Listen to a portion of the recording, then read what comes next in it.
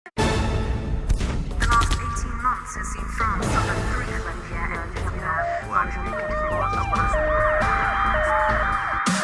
Дүйнөдө эмне кеп? Дүйнө бүгүн жана эртең. Булардын баарын угармандарга кабардар кылган Дүйнө дүбүртү программасы. Ишемби күнү саат 9-дан 9:30 чейин. Саламатсызбы, урматтуу угармандар. Дүйнө дүбүртү программасы эфирде. Бүгүнкү талкуулаган темабыз бул дүйнөлүк экономика форум жана Кыргызстан. Студияда коногубуз белгилүү медиа эксперт, аналитик Кубан Абдымен. Саламатсызбы? Саламатсыздар. Жакында эле көчө эле дүйнөлүк экономик форум бүттү. Же Давос форум деп коюшат. Давос форум деп коюшат да. Анан ар кандай пикирлер болуп атат да, бул эмне деген бул дүйнөлүк экономик форум, пайдасы барбы Кыргызстанга же жокпу? Анан карап көрсөк, маалыматты глобалисттердин чогулушу дейт. Бул бай кишилердин элитарный клуб, аларга да каршы чыккан антиглобалисттер бар, алар дагы жаман мындай критикалап атышат да. Бул кереги жок, бул пайда жок, ааламдашуу процесс болуп атса. Сиздин пикириңиз кандай? Чынында Давос форуму башында азыр өзгөрүп баратат акырында. Башында бул экономикалык форум деп башталганда. Башталганда эле мунун негизги максаты дүйнөдөгү экономикалык багыттагы чоң көйгөйлүү маселелерди талкуулап, ошонун негизинде дүйнөлүк саясатты жүргүзөбүз дегенде максатты астына койгон бир чоң эл аралык уюм болчу да. Аны баштаганда ошо дүйнөдөгү негизги актуалдуу деген маселелерди талкуулай турган адистерди, белгилүү адамдарды, чоң саясатка таасири бар кишилерди чакырып алып, ошодон бир чечимге келип, аны дүйнөлүк уюмдарга негизинен анан ошо катышкан Давос форумуна катышкан өлкөлөрдүн жетекчилерин жеткизүү болчу. Ошонун натыйжасында бир топ жакшы бир иштер алдыга жылганга мүмкүнчүлүк түзүлгөн. Кийинчерээк мунун таасири күчөгөн сайын ал форумга мамлекеттердин жетекчилери дагы, өкмөт башчылары дагы, анан белгилүү мындай атактуу дүйнөлүк саясатка дагы, экономикага дагы салымын кошо алган, мисалы үчүн Нобель сыйлыгынын лауреаттары да катышып, өздөрүнүн ойлорун бөлүшүп, элдерге жеткизип, ошонун натыйжасында мындай алдыга жылабыз деген максатты коюшкан да. Бүгүн деле бул форумдун мааниси азайбайт, азыр деле күчөп баратат. Болгону дүйнөдөгү өнүгүү процесси мурдагыдай эмес, бир жаңы өңүткө түшкөндүгүнө байланыштуу. Албетте жанагыдай глобалисттер, антиглобалисттер деген бир жаңы түшүнүктөр пайда болду. Анын себеби глобалисттердин максаты бул дүйнөдөгү экономиканы, жалпы эле өнүгүү процессин бир чоң айылга окшоштуруп, бардыгына аралашып, киришип, ошонун натыйжасынан пайда табабыз деген. Бул глобалдык айыл болуп калат экен да, вообще. Ошондой ойго келишкенде ошондой кылабыз деп. Ал эми антиглобалисттер болсо, бул негизинен ошо чоң бийик деңгээлдеги саясаттагы адамдар, же болбосо капчыгы чоң бай адамдардын дүйнөлүк өнүгүүгө кылган таасирин азайтып, өзүбүздүн ишибизди өзүбүз кылабыз деген максатты мурдагыдай эле сактап турганга кызыккандардын чоң жүрүшү болуп атат да. Мындайларга кимдер катышат? Бул антиглобалисттердин жыйыны бир эле Давос форумунда эмес. Бул мисалы үчүн G7 деген эң эле өнүккөн алдыңкы өлкөлөрдүн жетекчилери чогулган уюмдарда, же G20 деген 20 өнүккөн мамлекеттердин лидерлери чогулган жыйындарга да каршы чыккандар чыгып атат. Алар ошо өнүккөн өлкөлөр өзлөрүнүн маселелерин чечип, калган башкалардын баарын унутуп койгонуңар жарабайт. Муну токтотуш керек. Эгерде чогулсаңар, баарын чогулткала, ошонун натыйжасында өнүкпөй калган, өнүгө элек начар мамлекеттерге дагы көңүл бөлүп, алардын маселесин чечкенге дагы колго баш кылгыла деген талапты коюп атат да. Же такыр эле чогулбагыла деп. Элитарды клуб болуп калыптыр да. Бай кишилердин эмеси каршы чыккандар каршы. Мындай асыр карап көрсөк, асыр мына Давос форумуна 3000 киши катышат экен. Чоң саясатчылар, өкмөттүн башчылары, президенттер, анан чоң компаниялардын, мындай бизнес компания жетекчилеричи. Анан көп айтып атат да, критика жасап атканчы, 2017-жылда бизнес компаниялар аябай кымбат катышкан үчүн $40,000 төлөйт экен депчи. Анан башкалар мамлекеттер чакыруу менен келет экен да. Анан ар бир жылда алардын бир темасы бар экен, негизги темасы бар экен, чоң максат коюшот экен мына. Бирок 2018 ишин Давос форумдун кызык темасы болуп тур да. Бул мындай да дейт. Экономика эмес, көп коопсуздук жөнүндө сүйлөштү депчи. Сиз ошону кандай ойлойсуз? Туурабы же туура эмеспи? Чындыгында Давос форумунун негизги максаты башында айтып кеткендей экономикалык маселелерди чечүү жолу болчу. Бирок жанагы ааламдашуу процесси, глобализация процесси күчөгөн сайын маселелер биринин үстүнөн бири күчөп, акырындан көбөйүп отуруп катмар болуп кетти. Ошонун арасында албетте бир топ маселе эл аралык деңгээлдеги кооптонууну жарата турган деңгээлге чыгып кетти. Ошонун ичинде албетте мына быйылкы көңүл бура турган маселе коопсуздук маселеси болгондо бул албетте мыйзам ченемдүү көрүнүш деп айтсак болот. Себеби коопсуздук маселеси бул илгертегидей айтылып жүргөн маселе катары кабар болбастан мындай кененирээк универсалдуу деңгээлдеги маселеге айланып кетти да. Коопсуздук дегенде эле биз жанагы чек аралардагы коопсуздук же мисалы үчүн өзөктүк курал, ядролук куралдарга каршы чыга тургандай маселелерди чече турган коопсуздук маселеси деп айтылса болот. Бүгүнкү күнү мындан сырткары дагы толгондокко биз күтпөгөн багыттардагы коопсуздук маселелери пайда болгондо ошо негизги көйгөй түзүп атат да. Мисалы азыр IT технологиясындагы чоң иштердин бардыгы мамлекеттердин ички саясатына таасир кыла тургандай деңгээлге чыгып кетти. Бири-бирин азыр күнөөлөп аткан деңгээлдеги 2-3 мамлекет бар. Мисалы Америка Кошмо Штаттары, батыш өлкөлөрү Россияны күнөөлөп атышат. Силер шайлоого ошо электрондук багытта чоң таасир кыла тургандай деңгээлге чыгып алдыңар. Ушул маселени биз талкуулап, Россиянын өзүнүн ордуна коюшубуз керек дегендей Киришкен деп шайлоо процессине жыйынтыгына киришип, өзүнүн мындай таасирин көргөзүп атат. Ушуга каршы тура турган маселени көтөрүп талкуулайбыз деген максатты коюшкан да. Ошого окшогон маселелер мындай толгон токой болуп кетип баратат. Мисалы андан башка дагы дүйнөдөгү климат маселеси. Кыштын өзгөрүүсүнүн натыйжасында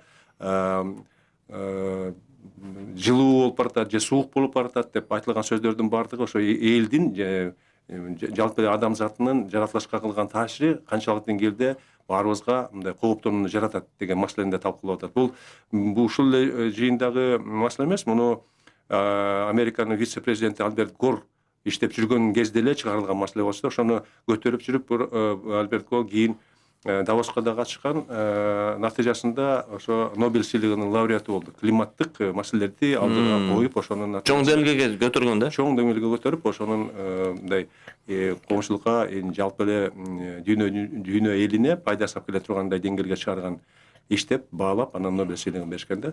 Ошого окшогон маселелердин баардыгы албетте мындай коопсуздук маселеси көйгөйлүү маселе экендигин көрсөткөн убакыт келип жетти окшойт да. Ошон үчүн ушу быйылкысы ушу коопсуздук маселеси да кошулуп талкууланды. Канча Давос форумунда бул экономика өнүккөн бул процесстерди талкуулаш керек, сөзсүз. Албетте, биринчи очередде экономика.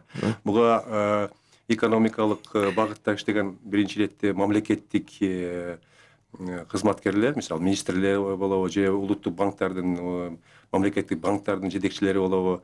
Андан сырткары мамлекеттик деңгээлде, мисалы үчүн Россиянын Газпромго окшогон же эң эле күчтүү делген банк болгон Сбербанктын жетекчиси болобу. Ошого окшогон адамдардын келип чогулуп, ошол жердеги маселелерди чече тургандай талкуу жүргүзгөндөгүсү эле ошо баардык багытта керектүү адамдар өзлөрүнүн ойлорун бөлүшкөндө бир жалпы бир жыйынтыкка келебиз дегенде максатты көздөшөт да. Андан сырткары мисалы үчүн энергетикалык багыттагы коопсуздук маселеси дагы чоң көйгөйдү түзүп келатат. Акыркы убакта нефть, мунай затын чыгарган мамлекеттердин ортосундагы алака анча болбой барат деле, бирок акырындап жылыш болуп байкалып, азыр кичине мындай бир туруктуу деңгээлге чыккандагысын байкап атабыз. Бул маселе дагы энергетика министрлери же болбосо ошо нефть чыгара турган компаниялардын жетекчилеринин талкуусунун натыйжасында келген бир жыйынтык деп айтсак болот да. Анан мына Давос форумда көп мамлекеттердин өкмөт башчылары же президенттер катышканда, анан Европадан 2 киши укмуш сүйлөдү да. Бул Франциянын президенти Эммануэль Макрон жана Германиянын канцлери Ангела Меркель. Алар кичине Америка Кошмо Штаттарына президент Трамптын саясатына, тышкы саясат, ички саясатына каршы чыгышты. Алар айтышты, сөзсүз бул туура эмес. Бул Трамптын жүргүзгөн азыр ички же тышкы саясаты бул глобализмге каршы чыгат. анан бул протекционизм, изоляционизмге апарат депчи. Анан Эммануэл Макрон президенти Франция айтты, мен азыр негизги бул Европада проблема бул билим берүү системаны өзгөртүш керек. Бул билим берүү системаны өзгөртпөсөк, анда глобализациянын өсүнчө бул негизги максатын түшүнбөсөк, азыр кризис болуп атат, глобализация идея катарычы. Анан эме дейт, биз билим берүү системаны мындай жаңы реформа кылбасак, жаңы өнүкпөсөк дейт, сөзсүз анда дүйнөдө улутчулар жана экстремисттер көп болот. Сиз кандай ошого эметесиңер? Эми Американын азыркы президенти Дональд Трамптын шайлоо өнөктүгү жүрүп аткандагы берген убадаларынын эң эле чоңусу, эң эле мындай эсте кала тургандагысы ошо Американын шайлоочуларынын көпчүлүгү добуш бергендегисинин бирги себеби Американы кайрадан улуу мамлекет кылалы деген мындай чакыруу менен ийгиликке жетишкенге үлгүрдү да. Анын себеби Трамптын ою боюнча буга чейинки президент, ага чейинки президенттер, Клинтон дагы, андан кийинки Обама дагы Американы ошо глобалдашуу процессине аралашып кетип, көптөгөн мамлекеттердин арасында бул да байкалбай кала турган деңгээлдеги бир мамлекетке, өлкөгө айланып баратат деген бир саясатты элге көрсөтүп, бирок андай болгондо Америка мурдагыдай таасирин азайтат, мурдагыдай таасир болбой калат. Ошон үчүн биз кайрадан Американы күчтөндүрүшүбүз керек деген максатта айткан сөздөрү бар да. Ошону ишке ашырбаса, анын маселеси, анын проблемасы азыр деле күчтөнүп баратат. Ага каршы чыккандардын баардыгы ошо Трамптты президенттик мөөнөтүнүн аягына чейин жеткизбей эле импичмент менен кетиребиз деген максат койгондо болсо азырдан эле байкалып атат да. Ошондуктан ал азыр бир эле Американын элин эмес, дүйнөлүк деңгээлдеги элге кайрылып, Американын жардам берсең, биз Америка бардык башка мамлекет, бизге шериктеш мамлекеттерге жардам берип, экономикаңарды дагы, жалпы жашоо турмушуңарды дагы оңдойбуз деген максатты көздөгөн чакырыктарды кылып атат да. Ошол багытта албетте алар биринчи иретте Американын кызыкчылыгын эң эле чокуга коюп атат да. Албетте бул ошо глобалист болгон, глобалдык өзгөрүүлөрдү биринчи иретте ишке ашырып аткан Франция менен Германиянын жетекчилигине жакпайт. Ошол себептен албетте ар бир кадамын аябай сын көз караш менен карап турган европалык лидерлер, анын ичинде Макрон менен Меркель дагы албетте ушул учурдан пайдаланып, өзүлөрүнүн саясаты кандай экендигин, алардын максаты глобалдашуунун натыйжасында бир эле Франция менен Германиянын элин эмес, дүйнөлүк деңгээлдеги бардык элдерге жакшы шарт түзөбүз деген саясатты жүргүзгөндөгүсү ошол Давос форумунда мындай карама каршылык пайда кылды. Анан мындай да, бул Эммануэл Макрон өзү мындай тышкы саясатын, ички саясатын көрсөтүп атканда, ал сөзсүз евроглобалист деп коюшат да аны. Анан ал сүйлөгөндө мындай сөз айтты. Америка Кошмо Штаттын президенти мындай дагы тышкы саясат, ички саясатын жүргүзө берсе дейт, анда Европанын ролу өзгөрүлөт дейтчи. Ошон үчүн биз ойлош керек, Европанын келечеги кандай болот депчи. Биз сөзсүз реформа жасап, бизди дүйнөдө биздин ордубузду жоготпош керекпиз депчи. Анан Ангела Меркель да аны колдоду. Сиз ошого кошуласыңарбы же кошулбайсыңарбы? Жалпысынан алганда албетте азыркы күндөгү жалпы дүйнөлүк саясатта талкуулап көрсөк, дүйнөдө көп полярдуу система түзүлүп баратат да. Мурун Американын доминантасы, үстөмдүгү күчтүү болгондуктан Батыш Европадагы, керек болсо Кытайдагы рационалдуулугу Америкага мындай сактануу менен карап, алар жүргүзгөн саясатка кичине кошулуп каршы чыкканга башчы эмес да, батырынчы эмес. Азыр болсо Америкадагы система кичине бир аз өзгөргөнгө байланыштуу, анын таасирин начарлап бараткандыгын сезгенден кийин, биринчи иретте бул Россиянын жүргүзгөн саясатынын негизинде келип чыгып атат. Андан кийин Кытайдын күчтөнгөндөгүсү. Мунун баардыгы ошо дүйнөдөгү буга чейинки түзүлгөн система акырындап өзгөрүп бараткандыгын байкаган Европа мамлекеттеринин лидерлери, анын ичинде биринчи иретте ошо Франция, Германия, эң эле биринчи болгон Германия, андан кийин Франция, кийинки убакта эң эле жакын болуп жүргөн шериктештеринин бири бул Улуу Британия дагы өзүнчө саясат жүргүзгөнгө аракет кылып атышат да. Мисалы үчүн Британиянын Евросоюздан чыккандагысынын себеби жетекчилери каршы чыкпастан эли каршы чыгып аткандыгын эсепке алганга аркасы болду да. Ошонун натыйжасында мына азыр Британиянын премьер-министри менен Американын президентинин ортосунда алка жакшы болгонуна карабастан, баары бир жүргүзгөн саясаты экөөлөк болгондугун көрүп атабыз. Бул жактан Британияга окшош жакын болбогон, бирок Жакын болбосо дагы Франция менен Германиянын жетекчилиги албетте бул багытта өзүлөрүнүн саясаты күчтүүрөөк болгонго аябай кызыгып атат да. Натыйжада эмне болуп атат? Булар Американын жүргүзгөн саясаты дүйнөлүк чоң коомчулуктун саясатына дал келбестигин көрсөткөнгө аракет кылып, ошонун натыйжасында өзүнүн дүйнөлүк деңгээлдеги таасирин күчөткөнгө жол ачылганга аракет кылып атышат да. Ошол себептен бул мындай мыйзам ченемдүү көрүнүш деп айтсак болот да. Анан мына Давос форумда Индиянын премьер-министри Нарендра Моди сүйлөгөн да. Алар мындай Индия аябай мындай ири мамлекет, азыр өзүнүн мындай геосаясаттык да кызыкчылыктары көп, борбордук Азияга келем депчи.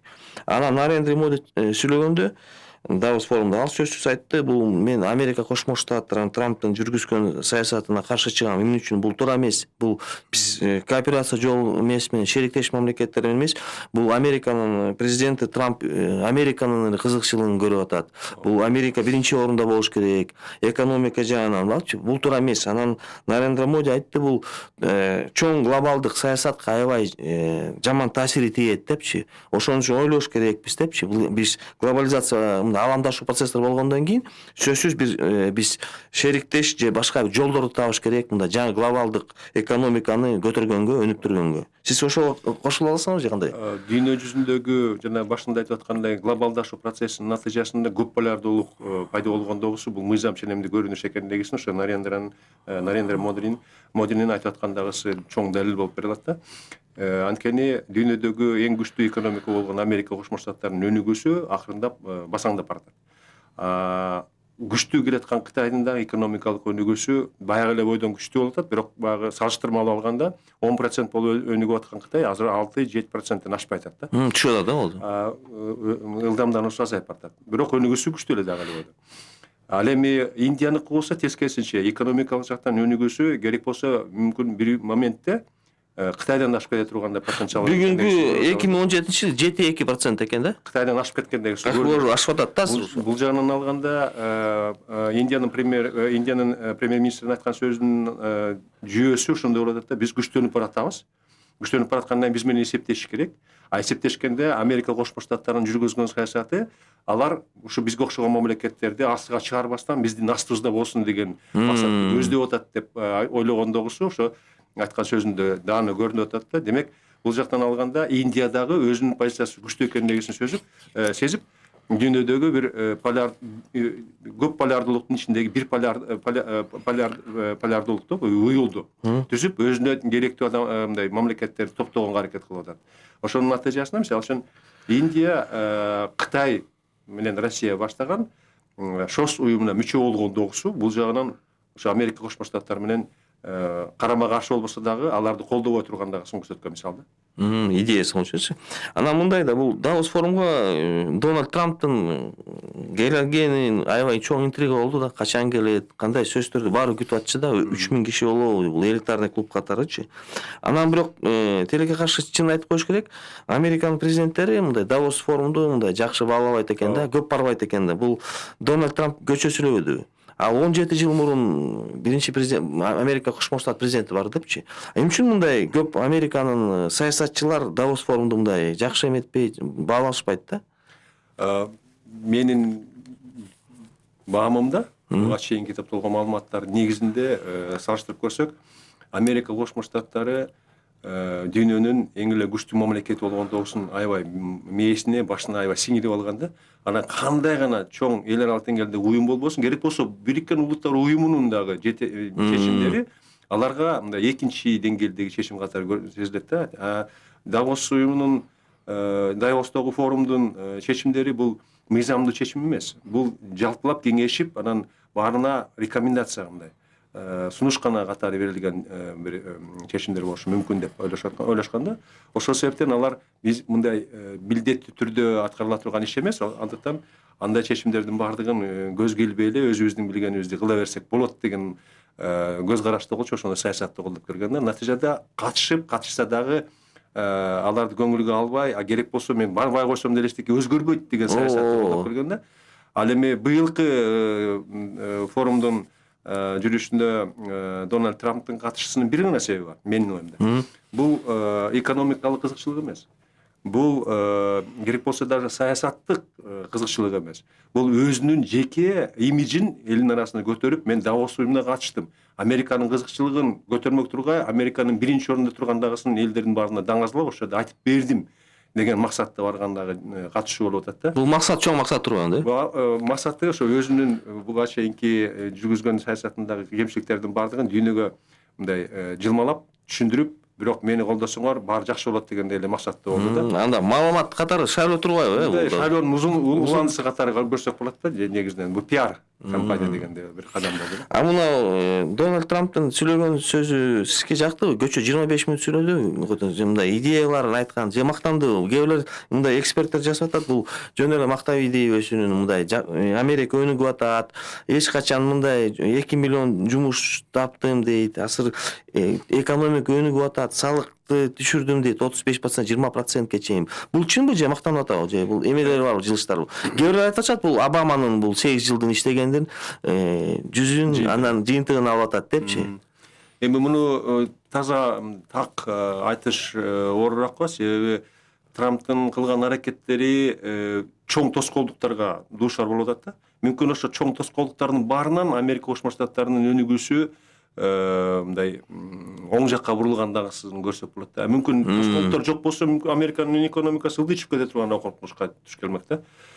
Муну абдан мындай тыкандык менен карап талкуулабаса айтыш өтө кыйын. Бирок ошол эле мезгилде Трамптын буга чейинки мамлекеттик өнүгүүдө, мамлекеттин ишин башкаруудагы тажрыйбасы жок да. Демек ал баягы орусча айтып коет го, экспромтом. Бул жерде чоң маселе пайда болуп туруп, ошону чечиш керек. Биякта чоң маселе пайда болуп туруп, ошону чечиш керек деп баягы учуру келгенде эле бир катуу адамдар жасап койбосо, системалык түрдө иштегендегиси буга чейин байкалган жок да. Бирок ошол эле мезгилде Америка Кошмо Штаттарына менин жеке оюмда Трампка окшогон президент сөзсүз түрдө керек болчу. Анткени буга чейинки Американын өнүгүүсүндөгү буга чейинки жүргүзгөн чоң саясаты Американын өзүн мындай уктатып койду да. Термелип жаткан бала өсүп атат, бирок ошол эле мезгилде уктап аткандагысын биз байкабайбыз. Вот Америка Кошмо Штаттарынын элинде ошондор болуп атат да. Алар баягы люлькага салынгандай эле, бешикке салынгандай эле. Татынакай турмушта, татынакай мындай жашоодо, экономикалык эч кандай бир мындай корко турган, чочулай турган нерсеси жок болгон шартка келип такалып калды. Мен Америкада 2 жыл жашадым.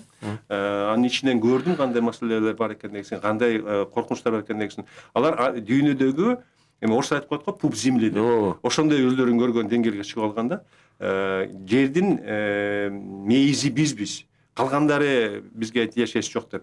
Дүйнө жүзүндөгү болуп аткан окуяларды Американын көп болсо 10-15% билет. Калгандары дүйнөнүн кайсы мамлекеттер бар экендигине мүмкүн кызыгат. Бирок эмне менен жашап атат, кантип жашап атат, кайсы деңгээлде жашап атат, аны менен кызыга тургандай эч кандай бул Американын саясатын кызыгышат, ички. Ал жерде демократия болгону менен тартип, эми билбейм, тоталитардык мамлекеттегилерден да күчтүү да. Кичинекей эле бирдемени бузуп койсоң, ошого жооп бересиң деген башынан бала төрөлгөндө эле мээсине сиңирип койгон да. Ошол себептен алар мен өзүмдүн жашоомду жүргүзө берем, мага эч ким тийишпесин, мен да эч кимге тийишпейм. Ошол себептен жана президенттик шайлоо болгондо шайлоого катышкандардын саны жарымына жетпей атат да.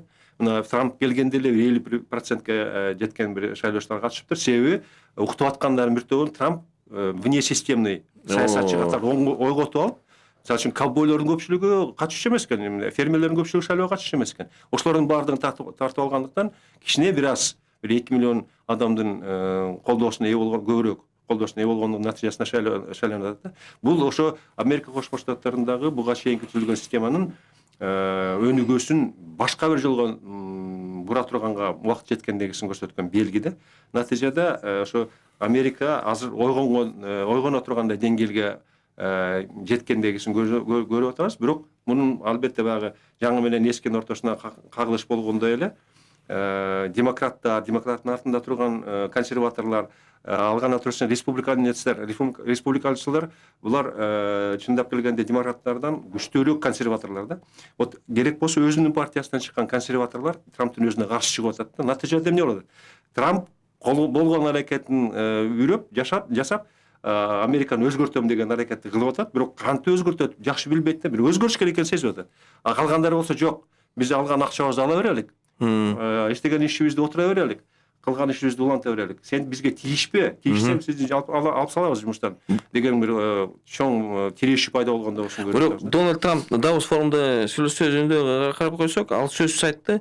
Сөзсүз Америкага келгиле, инвестиция киргизгиле, жаңы ири мамлекет буюмдарды ачкыла, жардам бергиле деп чакырбады. Чакыруу катары чакыруу болду да катары. Ал гана турсун, менин билишимче 2 миллион адамга, мигранттардын арасында. Ал жерде 12 миллионго жакын мигранттар жашап атат. 12 миллиондун канчасы легалдуу экендигин ачык эми. 2 миллион Американын граждан атуулдугун алганга укук алып тур да. Бул дагы чоң бир өзгөртүүнү алып келе тургандай деңгээлдеги чечим да. Бирок дүйнөлүк деңгээлдеги жана коркунучтардын арасында террористтик коркунуч күчөп баратпайбы? Бул дагы Трамп сезип атат. Ошол себептен ал дүйнөлүк деңгээлдеги чоң саясатта эки чоң коркунуч бар. Бул Россия менен Түндүк Корея деп айтып атат. Бул эмнени билдирип атат? Бул саясаттагы көп нерсени чаташтырып алгандагысынын белгиси да. Террористтер биринчи болуп аткандагысын, үчүнчү орунга жылдырып коюп аткандагысы бул Трамптын чындыгында дүйнөлүк деңгээлдеги саясатты жакшы түшүнбөй аткандагысынын белгиси да. Эгерде ушул маселелерди чечпесек, албетте Трампка дагы начар болот, башы жалпы эле дүйнөлүк өнүгүүгө начар болот да. Давосто айткан сөзүнүн 25 мүнөт сүйлөгөндөгүсү бул эми алардын ошо качкан жыйындагы качкандардын уккандардын уйкусун гана келтирбесе, кызыгууну туудурган жок деп айтсак болот да. Эки үч эле негизги маселелерди айткандагысы кызыгууну туудурбаса, жалпысынан анын айтып аткан эле сөздөр айтылды да. Ошол себептен ал башка катышуучулардын сынына кабылды да. Мындай дүйнөлүк саясий элиталарга сигнал берген жокпу? Америкага келгиле, иштегиле, мындай мен жаңы келдим, өчүн программа депчи. Ал мындай сезилген жокпу? Башында айтылган бир эмеси бар. Биз Америкага инвестицияларды тартып, Америкадан акчаны чыгарбай, тескерисинче Америка акчаларды чогултабыз деген максатты койгондогусу жалпы мындай карапайым элге жагып атат. Бирок ошо Америкадагы, мисалы үчүн, корпорациялар деген кимдер? Жанагы эле, мисалы үчүн, Детройттогу автомашинаны чыгарган чоң заводдор, Ford, Chrysler, ошого окшогон заводдордун жетекчилери албетте Америкадагы иштеп аткан адамдарга көбүрөөк акча төлөш керек да. Ал эми заводдорду, мисалы үчүн, буга чейин Кытайга болчу, азыр Вьетнамга окшогон өлкөлөргө чыгарып, ошол жерден жасай турганда мүмкүнчүлүктү алгандагысы расходдорун азайткандагысын алып келмек да. Америка Трамп болсо бизге келип иштегиле, бизге инвестицияларды киргизгиле, биз америкалык адамдардын көпчүлүгүнө жумуш берелик деп чакыргандагысы расходдордун, чыгашалардын көбөйгөндөгүсүн алып келип атат да.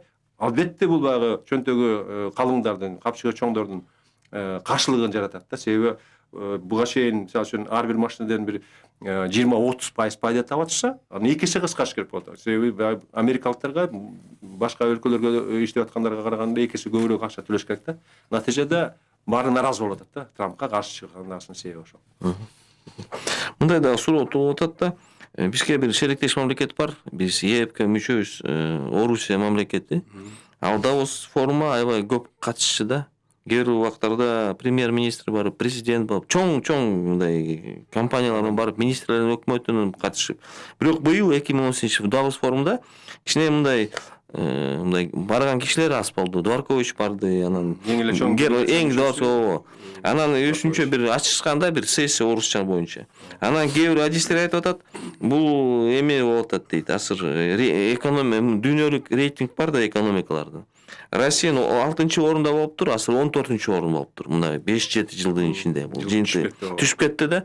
Ошон үчүн дейт, бул Орус мамлекетинин барганы Давос форуму бул экономика жөнүндө сөз эмес, бул санкция алган үчүн. Сиз ошого кошуласызбы же кошулбайсызбы? Албетте. Бул санкциялардын Россияга каршы киргизилген чектөөлөрдүн кесепети абдан сезилип аткандагысын орустар өзүлөрү деле айтып атат. Санкциялардын эки кесепети болуп атат да. Бул экономиканын түшүп кетиши, аябай түшүп кетиши. Бул аябай чоң кысымда. Чоң терс жыйынтыктарга алып келип аткандагысынын себеби ошо санкциялардын кириши болуп атат да. Бирок ошол эле мезгилде санкциялардын дагы мындай позитивдүү жагы бар экен. Бул ички потенциалды күчөткөнгө, ички потенциалды колдонуп, экономикасын бутуна тургузганга мүмкүнчүлүк бар экендигин далилдеп берип атат да. Мисалы үчүн айыл чарбасында продукцияны мурун орустар бир 60-70%-ын чет өлкөлөрдөн алып атса, тескерисинче болгону 20-30% башка өлкөлөрдөн алып, негизден өзүнүн чыгарган продукциясынан пайда таап атат да, өзүнүн элин камсыз кылганга мүмкүнчүлүк таап атат. Ал эми чектөөлөрдүн натыйжасында экономикасынын түшүп кеткендегисинин эң эле негизги себеби менин оюмча бул жаңы технологиялардын Россияга кеч кирип аткандыгы. Мүмкүн вообще кирбей Инновациялар да? жаңы инновациялар, жаңы технологиялар. Булардын бардыгы Россияга абдан чоң маанилүү багытта. Муну чектеп койгондо болсун, ошо Россия азыр аябай күчтүү мындай деңгээлде сезип атат. Менимче баягы стабилизационный фонд деген бир акча чогулткан жери бар болчу. Ошонун акыркы миллиард рубль уже кетиптир да, жок уже. Эми мындан кийин кандай болот? Дагы жакшы нефть $45 түшүп кеткен, азыр $70 көтөрүлдү да. Ошонун кичине пайдасын көрө турганда мүмкүн. Айырмасын эсэ. Ошонун натыйжасында кичине экономикасын колдогонго, өстүргөнгө мүмкүнчүлүк алып атат да. Бирок азыр Россиянын Давоска катышкандагысы ошо бизде баардык чектөөлөрдүн бардыгы мындай силер ойлогондой эмес. Биз өзүбүз бага турганда мүмкүнчүлүктү алдык. Бирок ошол эле мезгилде эгерде өзүңөргө жакшы бир пайда табабыз десеңер, санкцияларды алып койсоңор силерге да пайда, бизге да пайда деп. Муну кээ бир батыш өлкөлөрү колдоп атат. Мисалы үчүн Германиянын өзүндө деле бар, бирок негизинен Италия менен Испания колдоп атат да. Чектөөлөрдү албасаңар бизге да зыян болуп атат. Биз мисалы үчүн бир эле мамлекет, эсимде жок кайсы мамлекет, $2 миллиард жылына жоготуп атабыз Россия менен соодага катнашып албагандыктан деп. Мунун бардыгы албетте Европадагы ошо Россияга кытаган өлкөлөрдүн биригишине алып келип аткандагысы көрүнүп атат да. Ошолорго ставка кылып, анан Россия делегациясы жана Дворкович вице-премьер-министр айтып аткандагысынын артында ошондой чакырыктар баарын эмес, бизди колдогон өлкөлөрдү өзүбүзгө топтоп элек деген максатты көздөгөн да. Кээ бир эксперттер айтып атат, мындай да бул Орусиянын делегациясы барганда форумда Давосто алар эмеден коркуп атышат дейт. Февралда жаңы санкциялар киргизет экен, инсандык санкциялар киргизет экен. Ошон үчүн коркуп атышат. Анан ошон үчүн Дворкович сүйлөгөндө ал айтты, бул олигархтар Россияда жок азыр. Бул жакшы эле бизнесмендер, мыйзам менен иштеп атат депчи. Бул ошо Орусиянын өкмөтү же мамлекет ошондон жаңы инсандык санкциядан коркуп атабы, же бул чын эле? Сиз кандай ойлойсуз? Албетте чочулуу абдан чоң, себеби санкциялардын мамлекеттик деңгээлде киргизилиши жалпы экономикага таасир кылгандагысы жеке ишкерлердин, жеке бизнесмендердин, ири компаниялардын жетекчилерине чоң деле зыян алып келген жок. Азыр болсо ошолордун ишине киргизе турган санкциялар кирсе, алар чөнтөгүндө акчаны жоготуп койгондон корккондогусу түртүп атат да, момундай болуп атат. Менин оюмча, менин билишимче, Россиянын 50дөн 400 адамга чейинки мындай белгилүү бизнесмендерине санкция киргизебиз деген чечим бар. Таасир этет, ой бар экен да. Ошону ишке ашырып койсо, элестетсек 50 бизнесмен, 50 мындай олигарх деп коечу Россияда. Олигархтар жок деп атат, бирок на самом деле бар да. Ошолордун бизнесине киришип, акчаларын токтотуп, мындай тоңдуруп койсо, албетте экономика да токтойт, алардын иши да токтойт. Натыйжада баары чочулуп атат. Бул бир эле ошо олигархтардын маселеси болбой калды. Бул мамлекеттик деңгээлдеги маселе болуп калды. Натыйжада эмне болуп атат? Февралдан баштап киргизсе, мартта шайлоо болот. Шайлоо болгондо Путинди алмаштырбасак, биз азыркы абалдан чыга албай калдык деген максатты. Саясий кырдаалда коркуп атат. Түрткү болуп атат да. Бул саясий жактан чоң бир коркунучтуу бар да. Мындай чоң инициатива болуп атат да. Ошондой бир кадамга барсак, мүмкүн Россияда өзгөрүүлөр болот деген максат болуп атат. Сизге дагы мындай суроо да. Бул азыр Кыргызстан 20 жыл мурун барыптыр. Кыргыз делегациясы, Кыргыз өкмөтү Давос форумгачы. Жакында эле Кыргыз премьер-министри Сапар Исаков барды. Анан тиякта Давос форумда чогулуштар болуптур. Инновация боюнча кандай биз жаңы реформа өткөрүп атабыз депчи, таза коом жөнүндө сөз болуптур. Сиз ойлойсузбу, Кыргызстанга таасир этеби же этебейби мындай эмелер? Түздөн түз тиет деп айтыш абдан кыйын азырынча. Бирок азыркы Кыргызстандын жүргүзгөн саясаты өзгөчө жаш саясатчылардын бийликке келип өкмөттү башкарып аткандагысы бул батышка, анан биздин шериктештерге чоң сигнал болуп атат да. Мүмкүн эски багытта өнүгүп аткан өлкөлөргө анча жакпай тургандай сигнал, бирок батыш өлкөлөрүнө бул абдан жага тургандай сигнал да. Ошону менин оюмча бул биздин премьер-министрдин баргандагысы биз жаңы багыттагы өкмөттү түзүп, жаңы багыттагы системалык бийлик системасын киргизип атабыз, ушуга көңүл бургула деген сигнал да бул. Бул белги батыштын бизге болгон кызыгуусун күчөтүп, Ана жана ВСП плюс деп атпайбыз. Ооба. Ошону ишке ашырганда эч кандай чектөө болбосун деген максатты көздөгөн бир чоң жүрүш деп ойлойм да. Тилекке каршы Ана жаңы инвестиция Кыргызстанга келсин, чакырык ошондой болот да. Чакырык болот да. Келсе бизге пайда тиет дегендей да. Тилекке каршы биздеги жүргүзгөн саясаттын көпчүлүгү батыштагыларга түшүнүксүз болуп атат да. Эгерде биз бир катуу чечимди кабыл алып, биз ачыкпыз деген бир катуу айтылган сөз болсо, мүмкүн президенттик деңгээлде айтылган турган сөз болсо, пайда көбүрөөк тиймек да. Рахмат сизге. Дүйнө дүбүртүү программасы аяктады. Бүгүнкү студиябыздан биз Давос форум жөнүндө сөз кылдык. Бизде конок болгон студиябызда белгилүү медиа эксперт Кубан Абдымен. Сизге чоң рахмат, мына ачык, айкын дегендей терең жооп бергениңизге. Рахмат. Жакшы болуңуз. The last 18 months has seen France suffer 3 Colombia and Дүйнөдө эмне кеп? Дүйнө бүгүн жана эртең. Булардын баарын угармандарга кабардар кылган Дүйнө дүбүртүү программасы. Ишемби күнү саат 9-дан 9:30 чейин.